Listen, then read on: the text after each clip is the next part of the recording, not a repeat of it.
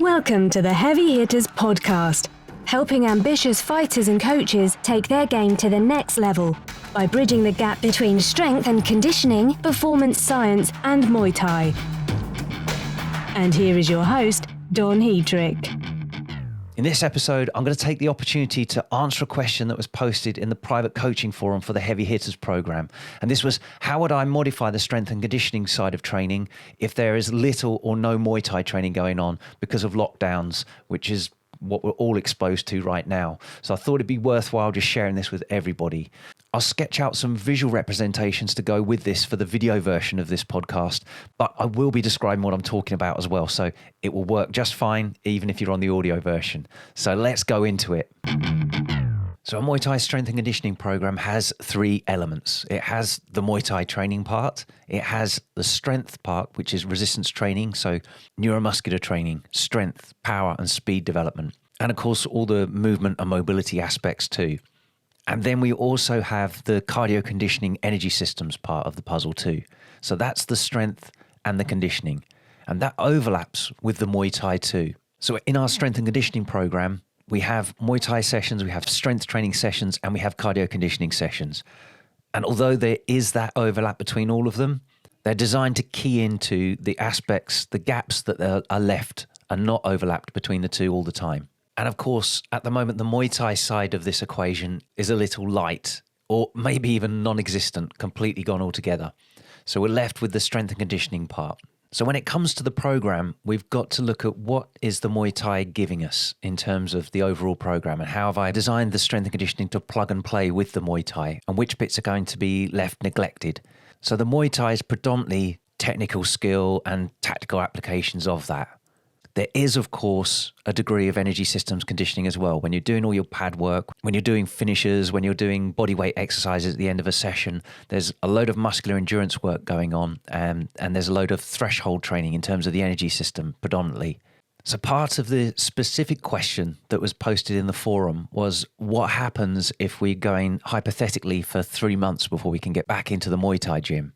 And that's enough time to do a full phase of training. And when I say a phase of training, that's a block of predominantly strength, a block of predominantly power, and then a speed block on the end. That whole sequence back to back, given a full run, would take 3 months. So a month for each block. The question then was, if that complete phase is run with just the strength and conditioning without the Muay Thai added to it, firstly, is there a problem with that? And secondly, once there is access to the Muay Thai gyms again, would it be worth rerunning that whole phase 2 again of strength and conditioning, but with the Muay Thai added? Or would you go straight into the next level of strength and conditioning to phase 3 rather than repeating phase 2 with the Muay Thai? So I'm going to dig into that a little bit deeper now. So if we imagine a couple of axes on a graph with time stretching out along the bottom, which we're looking at that sort of 3-month period and beyond, and then the vertical axis is going to be performance, how well we're doing. And we can plot 2 independent lines on here. The first line we can plot is the Muay Thai performance, the Muay Thai technical and tactical skill. And to begin with, it'll just plateau. We're not getting any better. We're not getting a chance to train too much on that. And you'll find that if you're not able to do much at home at all, you're going to detrain a little bit in terms of your technical and tactical performance. That's going to drop off a bit. And then once you're able to do a bit more at home, say shadowboxing or perhaps a bit of bag work, if you've got that opportunity, which will be the best thing you can do at home, you'll find an improvement in your performance again. And then as that stagnates, that'll plateau again and perhaps drop off. And you'll basically run through a little bit of a cycle where you're improving a little bit, detraining a little bit, and lots of plateaus going along because you haven't got that same chance for progression that you would have training at the Muay Thai gym with your training partners. So that performance is tied up with the technical and tactical side of things and the energy systems crossover that you'll be getting with threshold training and local muscular endurance.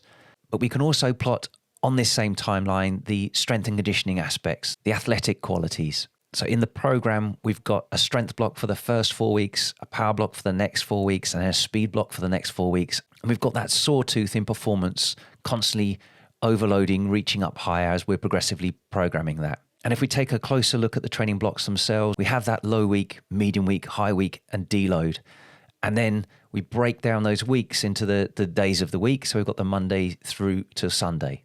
And then in the program, I typically split that into morning and evening or afternoon training sessions as well. And my standard template uses 2 whole body strength training sessions, resistance training sessions, and 3 cardio conditioning sessions. And then the afternoons tend to be filled with as much Muay Thai training as you can get your hands on. That at the moment is just something we haven't got access to. So we're going to assume little or no Muay Thai training in the afternoons or evenings, which means we can focus on the progress of those athletic qualities, the strength, power, and speed, and the conditioning. So with less demand for Muay Thai training, we can actually increase the demand for the strength training. So rather than the 2 strength training sessions, we're going to up that to 3 strength training sessions, just making sure they're not on consecutive days. So we've got a day doing something else in between so that neuromuscular fatigue recovers and you maintain progress. And the standard structure for the strength training has 2 different routines, working all of the movement patterns that we should be covering. So if we call those session A and session B, if you're doing 3 sessions a week, we're going to alternate which session you're doing. So rather than just being A and just being B each week, we're now going to work session A, session B, session A again. So in that first week, the low week, you're going to run through session A twice and session B once at that low intensity. The following week, the 3 sessions, we continue the alternation. So we finished the first week on session A. So now we go session B, session A, session B. So in the medium week, we've got 2 lots of session B and 1 lot of session A, but all run at that medium intensity. And then high week, we keep alternating again. So we go A, B, A again. So the whole time it's just going to run through session A, session B, session A, session B. But we've just got an uneven mix in the number of sessions, which means 1 week will double up on session A's and the next week will double up on session B's.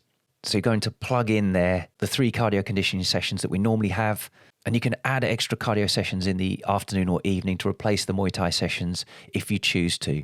You just make sure that they're more sort of threshold training sessions.